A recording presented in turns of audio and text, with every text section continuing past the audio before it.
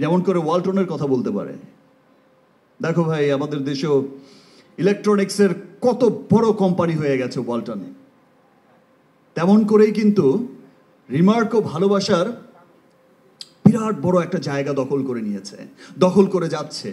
এবং রিমার্ক শুধু দেশের মধ্যে নয়, দেশের বাইরেও কিন্তু রিমার্কের পুরো বিশ্বব্যাপী যে পরিধিটা তৈরি হয়েছে, এই সামনে আমার যারা বসে আছেন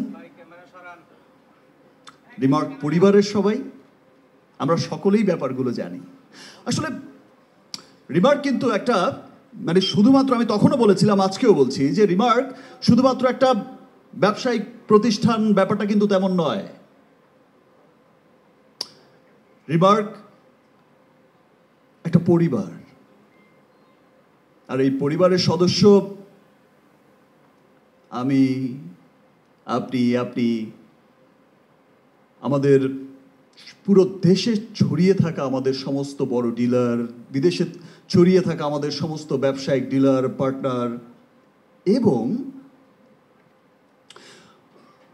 সমস্ত দেশে প্রান্তিক পর্যায়ের যে ক্ষুদ্র ক্ষুদ্র ক্ষুদ্র মাঝারি এই যে প্রান্তিক পর্যায়ের যেই ব্যবসায়ীগুলো আছে, এই দোকানিগুলো আছে, তারাও আমাদের পরিবার। আমরা সকলেই কিন্তু রিমার্ক পরিবারের মানুষ।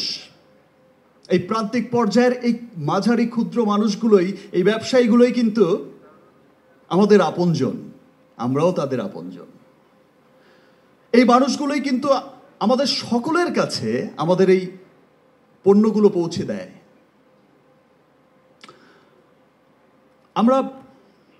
আমরা লাস্ট যখন মিটিংগুলো করি, বোর্ড মিটিংগুলো করি, তখন প্রায়শই একটা বিষয় খুব লক্ষ্য করে দেখেছি।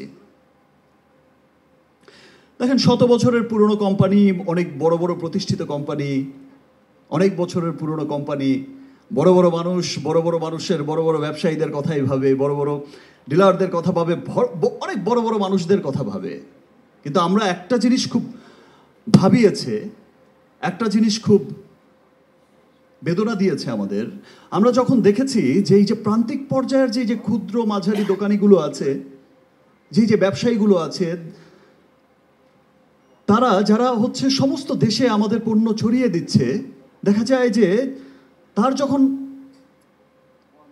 তিনি যখন এই পৃথিবী ছেড়ে চলে যাচ্ছেন, বা তার যখন একটা জন্মেছে, যখন মরতে তো হবেই, দেখা যায় তাদের মধ্যে যদি কেউ মৃত্যুবরণ করে, দেখা যায় যে ওই যে প্রান্তিক পর্যায়ের যে ক্ষুদ্র মাঝারি দোকানিগুলো, তার সম্বলই থাকে কিন্তু সেই একটা দোকান, তার পরিবার বেঁচেই থাকে তার উপরে। সেই দোকানটার, সেই ব্যবসা প্রতিষ্ঠানটার শাটারটা বন্ধ হয়ে যায়। শুধুমাত্র যে সেই দোকানের শাটারটা বন্ধ হয়, ব্যাপারটা কিন্তু তাই নয়, সেই সাথে তার পরিবারের সমস্ত স্বপ্নের শাটারটাও বন্ধ হয়ে যায়।